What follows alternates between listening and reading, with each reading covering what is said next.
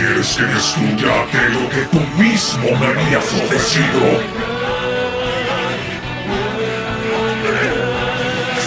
No, tú tomarás lugar. En la penumbra de un templo olvidado, donde el incienso se mezcla con el hedor de la avaricia, el gran maestro Yesa selló su condena. No buscaba redención, sino la cima absoluta del arte, un talento que el tiempo le negaba. Ante una máscara de ojos demoníacos entregó lo más sagrado, el alma y la carne de su hijo aún no nacido. El trato fue absoluto. A cambio de una fuerza sobrenatural y una eterna juventud que desafiaba a la muerte, el feto fue despojado de su humanidad antes de su primer aliento, pero el poder exigía un tributo constante. Cada noche, oculto tras el rostro de madera, Yesa debía saciar la sed de la máscara con la sangre de inocentes, pagando con vidas ajenas el precio de su farsa perfecta. Antes de revelar este oscuro relato, quiero honrar a los miembros del Club Élite en Minutos, quienes hacen posible que estas crónicas cobren vida. Si quieres unirte a las filas de nuestra familia y apoyar nuestro arte, solo debes hacer clic en el botón de Unirte. La historia inicia con un viejo borracho narrando una crónica antigua, mientras toca los acordes de su instrumento con una agilidad magistral, que solo la práctica constante y el peso de los años pueden otorgar. Con cada nota vibrante que escuchamos, viajamos inevitablemente hacia el pasado, a los tiempos remotos donde el viejo continente se encontraba dividido en dos bandos enfrentados que peleaban constantemente por el control absoluto del territorio. El emperador del norte ansiaba con toda su alma poseer los 3 tesoros, reliquias sagradas que, según dictan las profecías, permitirán gobernar el continente entero a quien logre obtenerlas. Al mismo tiempo que estos conflictos escalan, conocemos a un hombre solitario en una vieja choza, sosteniendo con firmeza una caja manchada de sangre. En su oscuro interior se encuentra una máscara que despide una energía profundamente malévola. Una vez que la máscara toca su rostro, el sujeto adquiere de inmediato una habilidad para bailar excepcional. Sus movimientos resultan hipnóticos y las personas situadas bajo el escenario lo aclaman fervientemente como el Sagurasu, un título especial otorgado solo a una persona con un talento extraordinario. Simultáneamente, una mujer está dando a luz en medio de una gran agonía. Su dolor y desesperación se reflejan en gritos desgarradores, pero de pronto de su cuerpo emerge una criatura extraña, nada parecido a un bebé humano, la cual asusta de muerte a todos los presentes. Luego de concluir su espectáculo, el hombre regresa apresuradamente a casa con el anhelo de conocer finalmente a su hijo, manteniéndose completamente ignorante de los perturbadores sucesos que ocurrieron durante su ausencia. A la mañana siguiente, un joven pescador regresa de sus arduas labores diarias para atender a sus clientes habituales junto a la costa. Sin embargo, un grupo de personas desconocidas llama poderosamente su atención. Usando su notable agilidad física, el muchacho sube sigilosamente hasta el lugar indicado para espiar la conversación privada que mantienen los extraños. Dentro de la vieja choza, un noble le indica con precisión a un sujeto musculoso la ruta marítima que tomarán esa misma tarde. Según su información confidencial, uno de los 3 tesoros legendarios se encuentra oculto en el fondo del mar y él sabe exactamente dónde buscar. El tipo musculoso resulta ser el padre del joven, quien acepta sin dudar llevarlos en su propio bote hasta la ubicación marcada en el mapa. Como única condición, les advierte severamente que deben cuidarse de los cangrejos malditos que habitan esas aguas, ya que si una de estas criaturas los muerde, morirán de forma instantánea. Junto a su padre, el joven rema durante largas horas hasta llegar al punto exacto. Al sumergirse en las profundidades, encuentran un bote abandonado y tras revisar minuciosamente, hallan un compartimento secreto con un sello real. Padre e hijo descienden a las profundidades un par de veces y finalmente regresan a la superficie cargando una caja misteriosa. Esta lleva una soga roja distintiva y los hombres presentes reconocen de inmediato el tejido real de la cuerda. Usando una daga afilada, el padre del chico abre el paquete con cautela y descubre que en su interior se encuentra una espada envuelta en una sábana antigua. Los hombres le advierten con urgencia que no la abra, pues el mito asegura que su filo es capaz de cortar el mismo sol, pero el hombre ignora las advertencias y la saca bruscamente de su envoltura. Apenas el metal de la hoja refleja la luz del sol, un enorme y cegador halo de luz lo atraviesa absolutamente todo a su paso. Acto seguido, el hombre musculoso cae del bote hacia el agua con su cuerpo cortado limpiamente a la mitad, justo en el punto donde la luz lo iluminó. Esa misma luz golpeó con violencia los ojos de su hijo, arrebatándole por completo la capacidad de ver. Los hombres, aterrorizados al presenciar la tragedia, huyeron del lugar, dejando al joven abandonado en la playa. Más tarde fue rescatado por los locales, quienes lo llevaron con su madre. Ella, presa de un dolor inconsolable, sufrió una crisis devastadora y se hizo daño a sí misma. Tiempo después, el joven vagaba ciego por el bosque cargando una pesada pila de madera a sus espaldas, mientras escuchaba una voz persistente que le decía que debía liberarlo. Durante los días siguientes, el joven joven caminó sin rumbo fijo, refugiándose en cabañas abandonadas y disfrutando de la lluvia y de su relajante sonido, siempre acompañado de un simple palo de madera que le mostraba el camino frente a él. Una tarde se topó inesperadamente con un anciano que tocaba música a mitad de la playa. Su canción relataba con precisión lo que le pasó a su padre hace tiempo. Con firmeza, el joven le preguntó cómo se había enterado de aquel suceso, y el viejo le respondió que todos en la región saben del hombre que murió trágicamente al encontrar uno de los 3 tesoros. El viejo se portó muy amable con él. Desde ese día se convirtieron en compañeros inseparables y el joven comenzó a practicar con dedicación el arte de la biwa, un instrumento tradicional usado por todos los grandes nobles del continente. En un abrir y cerrar de ojos pasaron 2 años. Una tarde, luego de una exitosa presentación, el cliente les ofreció quedarse a comer y les relató las oscuras historias sobre un asesino que mataba a las personas durante la noche, dejando docenas de cuerpos acumulados en las últimas semanas. Al mismo tiempo que eso sucede, regresamos a la villa donde la criatura nació hace un par de años. Su cuerpo todavía no tiene forma humana y su comportamiento se asemeja erráticamente al de un perro. Debido a su extraña naturaleza, la familia optó por tratarlo como a un animal. No querían que los habitantes de la aldea se enteraran de que tal abominación había nacido de una mujer, así que lo condenaron cruelmente a vivir con las mascotas, a dormir entre ellas y a comportarse como una más del grupo, a través de la máscara que lo obligaron a usar permanentemente. El pequeño ser recorría la aldea cada día, mirando con tristeza a su familia compartir momentos juntos sin él.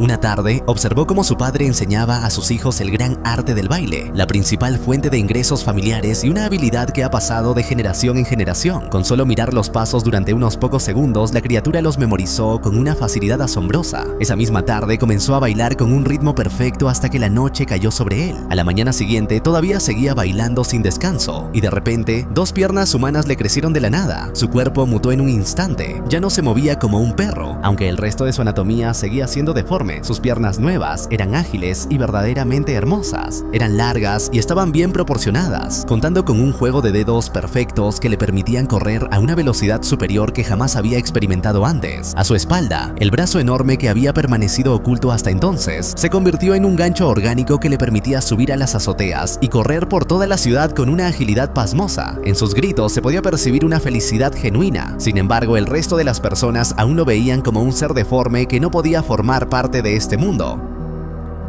Su aspecto general seguía siendo el de una bestia aterradora, y lo único humano que poseía eran aquellas piernas perfectas. Cerca de allí, el joven y el anciano se detuvieron para comer algo. Habían ganado una buena suma de dinero gracias a sus recientes presentaciones y decidieron que era el momento oportuno para darse un gusto. Luego de disfrutar de una buena comida, ambos recorrieron la aldea y ofrecieron sus servicios como músicos profesionales a las casas nobles de la zona. Uno de los señores feudales les ofreció formalmente unirse a su prestigioso clan. El joven Tomona estaba a punto de aceptar la oferta, pero en ese preciso momento, el fantasma de su padre se le apareció de forma repentina. El espíritu le suplica desesperadamente que no lo haga. Le advierte que si se cambia el nombre para unirse al clan, entonces no podrá encontrarlo nunca más y su camino de venganza aún no estará completado. Esa misma noche, Tomona se topó inesperadamente con la criatura de largas piernas. El ser se quitó la máscara frente a él con la intención de asustarlo, pero al ser ciego, el joven no mostró ninguna expresión de horror. En su lugar, le ofreció tocar la biwa a cambio de una moneda y el deforme aceptó el trato. Bajo el hipnótico ritmo de la música, el joven deforme comenzó a bailar una vez más y no se detuvo durante horas. Sus pasos eran cada vez más refinados y la criatura finalmente le reveló su nombre, Manju. A la mañana siguiente, un grupo selecto de músicos se reunió para satisfacer al shogun de la zona, el poderoso Lord Yoshimitsu. Entre ellos se encontraba el anciano, quien había sido contratado para el prestigioso evento, pero acudió sin la compañía de Tomona. Mientras tanto, en la casa de Manju, su padre estaba perdiendo la paciencia con sus otros hijos debido a su falta de progreso, cuando de repente divisó a la criatura bailando al fondo del salón. Sus pasos habían mejorado bastante, alcanzando una técnica superior, pero al ser tan deforme, el padre aún lo miraba con profundo odio. En un arrebato de furia, su progenitor lo golpeó con tanta fuerza que lo arrojó violentamente fuera del escenario, insultándolo cruelmente por su apariencia y sentenciando que jamás pisaría un escenario mientras luciera de esa forma tan espantosa. En un instante, los años pasaron. Una tarde, Tomona fue a visitarlo y Manju le confesó que quizás fue maldito por algún espíritu antiguo y que por esa razón lucía tan deforme. En ese momento, el joven músico recordó que el espíritu de su padre lo acompañó fielmente durante su juventud y pensó que quizás él sabía algo que pudiera serles de utilidad. Luego de gritar su nombre por un largo rato en la soledad del lugar, el espíritu de su padre apareció finalmente. El joven le preguntó si podía ver otros espíritus cerca de ellos, especialmente rodeando a su amigo, y su padre le señaló con asombro que había cientos, quizás miles, rondando a Manju. En ese preciso momento, ambos pudieron verlos y oírlos con claridad. Todas aquellas almas les relataban historias trágicas de cómo murieron y confesaban que anhelaban el momento de poder cruzar finalmente al otro plano. Manju se ofreció generosamente a escucharlos a todos, siempre y cuando le permitieran aprender sus antiguos pasos de baile. Eran pasos que él usaría para ganarse la adoración del público y que, a cambio, les entregaría a ellos para que pudieran encontrar la paz definitiva en el otro mundo. Mientras tanto, en la ciudad, un músico misterioso ofrece un concierto donde relata la historia de cómo el tercer hijo bestia del gran Sarugasu tomaría su lugar y se convertiría en el nuevo líder del arte, destronando a su propio padre gracias a la maldición que lo hizo nacer deforme.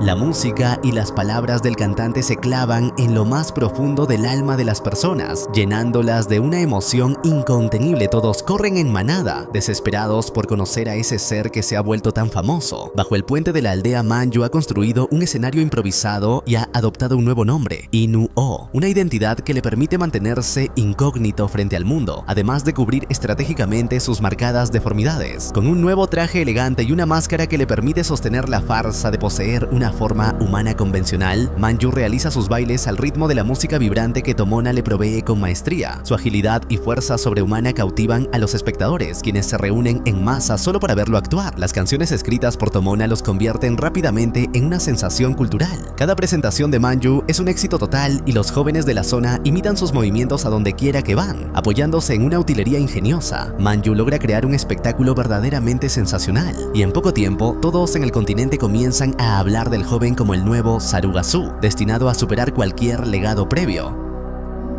A mitad de su presentación más famosa, su enorme y desproporcionado brazo se iluminó con el color intenso de los espíritus que lo rodean y explotó repentinamente en 1000 pedazos. Acto seguido, un nuevo brazo con forma humana apareció en su lugar. Toda la aldea no dejaba de hablar de Inu-Oh, el nuevo bailarín que parece hacer magia real durante sus presentaciones. Desde los agricultores hasta los humildes pescadores, todos hablaban del mismo tema, y los niños no dejaban de imitar sus pasos en las calles. En la casa de Giesa, el padre de Manju, el público comenzó a marcharse de forma definitiva. Ya nadie mostraba interés en presenciar sus bailes tradicionales, pues lo nuevo resultaba mucho mejor. La música con estilo de rock compuesta por Tomona, sumada a los innovadores efectos con fuego, se convirtió en la moda absoluta y todos deseaban ver a Inu-Oh bailar sobre el escenario. Su uso creativo de los efectos visuales y los movimientos únicos que aplicaba a sus presentaciones los volvieron celebridades. Tomona se convirtió en una especie de profeta gracias a sus letras profundas y Manju en la representación viva de una nueva era alejada de lo tradicional.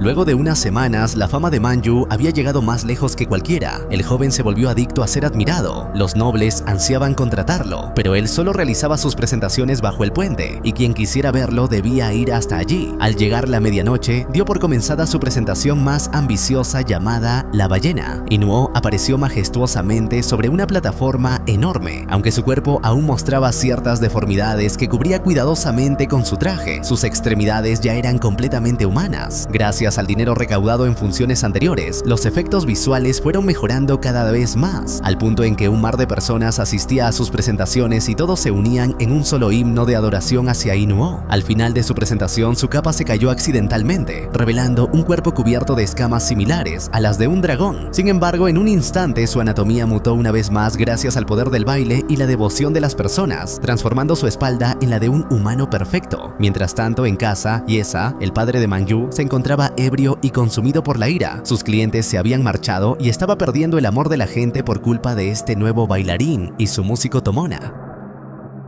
El viejo también oyó los relatos de otros músicos tradicionales, quienes le contaron que su antiguo protegido estaba tocando bajo el puente, usando maquillaje como una mujer y oliendo como tal. Su cabello, su apariencia y su música eran considerados un insulto para las tradiciones, y juraron que debían hacer algo para detenerlo antes de que esto escalara a un punto sin retorno. Durante los días siguientes, Inu-Oh gozó de las comodidades propias de la vida de un noble, aceptó la invitación formal del shogun a su residencia y disfrutó de banquetes con comida deliciosa. Aunque su cuerpo ya se había transformado en el de un humano musculoso y perfecto, su rostro seguía siendo deforme, lo que lo obligaba a conservar su máscara frente a los lores. Todos los presentes ansiaban ver su verdadero rostro, pero él se negó rotundamente a complacerlos, alegando que el misterio era una parte fundamental del espectáculo y que la magia no sería la misma después de revelarlo. Esa misma tarde, Tomona le confesó a su compañero que quería cambiarse el nombre a Tomoari. Sin embargo, esa era una denominación usada tradicionalmente para las mujeres.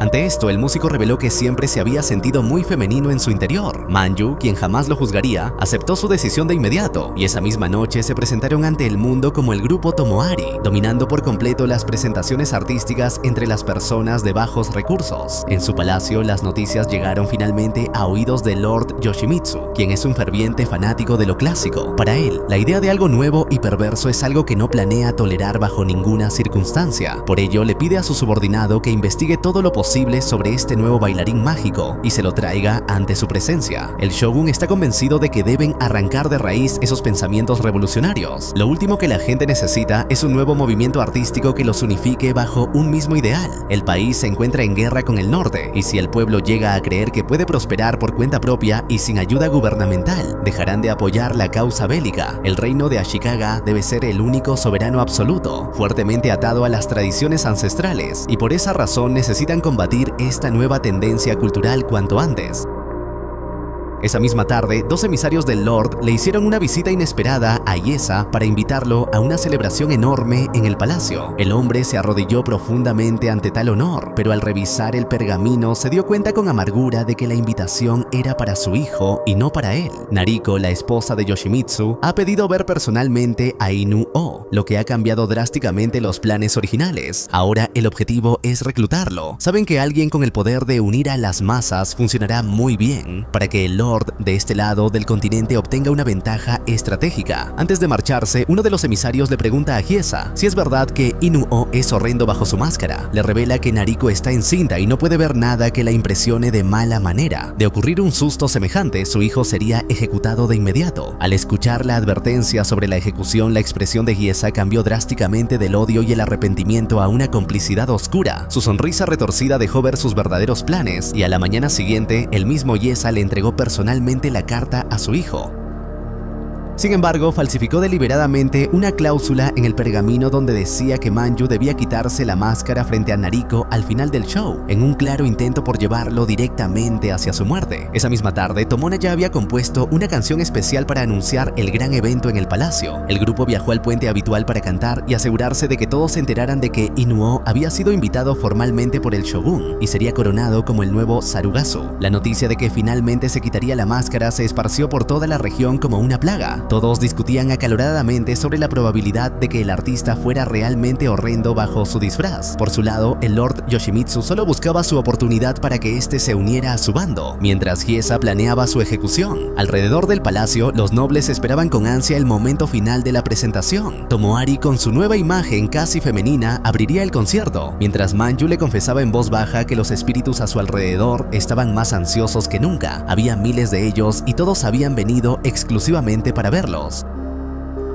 Con el inicio de la presentación, el palacio se llenó repentinamente de una espesa niebla, y de entre ella, Inu-Oh apareció de forma triunfal, haciendo volteretas arriesgadas sobre la madera del palacio y exponiendo su vida en cada movimiento hasta llegar a una cuerda que lo elevó hacia el cielo. La misma cuerda lo arrastró con velocidad sobre la superficie del agua en un espectáculo sin igual, cautivando la vista de todos los presentes, al mismo tiempo que un eclipse total ocurría en las alturas y se llevaba por completo la luz del sol. Bajo el escenario, los hombres de Giesa actúan con malicia y amenazan de muerte a los actores que se suponía debían sacar el dragón mecánico, la parte favorita de Nariko. Al darse cuenta de que el dragón no sale según lo planeado, Manju comienza a improvisar desesperadamente, pero sabe que no puede hacerlo para siempre. Nota que los espíritus a su alrededor han dejado de moverse de forma repentina. Él interpreta este silencio como una señal clara de que no ha conseguido todavía la adoración total de las personas. Tomoari se percata de lo que está pasando y comprende que algo no anda bien, así que activa un ingenioso espectáculo de luces para darles más tiempo a los actores. Simultáneamente, Tomona experimenta una visión nítida del trágico día en que murió su padre.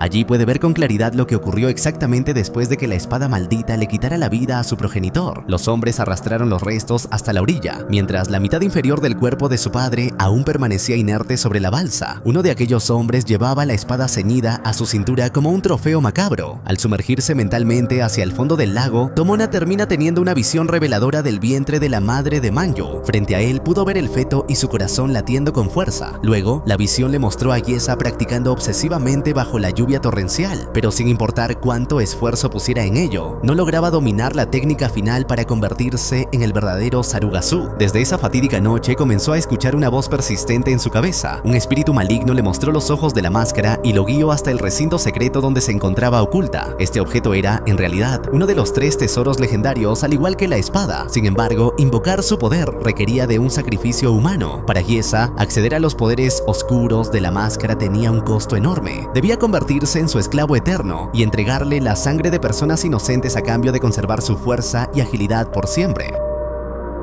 Fue el propio Yesa quien asesinó sistemáticamente a las personas en la aldea. Cada noche, oculto tras la máscara, salía para arrebatar vidas inocentes y reunir suficientes sacrificios humanos que le permitieran mantener su talento intacto a pesar del paso de los años. Sin embargo, cuando la sangre de los ancianos no resultó suficiente para cumplir sus ambiciosos planes, la máscara exigió algo mucho más valioso: la inocencia del bebé que estaba por nacer. Si Yesa quería convertirse en el artista más grande de todos los tiempos, debía sacrificar algo puro y noble. En el preciso momento en que aceptó el trato oscuro, el vientre de su esposa comenzó a sacudirse violentamente. Las contracciones se hicieron presentes acompañadas de un dolor insoportable que desgarraba su ser. En lugar de apoyarla y permanecer a su lado, Yesa se puso la máscara y acudió al palacio de Yoshimitsu para presentarse triunfante ante él. Esa noche se le otorgó oficialmente el codiciado título de Sagurasu, mientras su esposa se debatía agónicamente entre la vida y la muerte, combatiendo al demonio que él mismo había liberado. Tomona, desde su visión profunda del vientre, fue testigo de cómo el cuerpo del bebé comenzó a secarse rápidamente. Sus manos y pies se convirtieron en algo horripilante, pero su ferviente deseo de salvarlo liberó una magia ancestral que la máscara no pudo detener.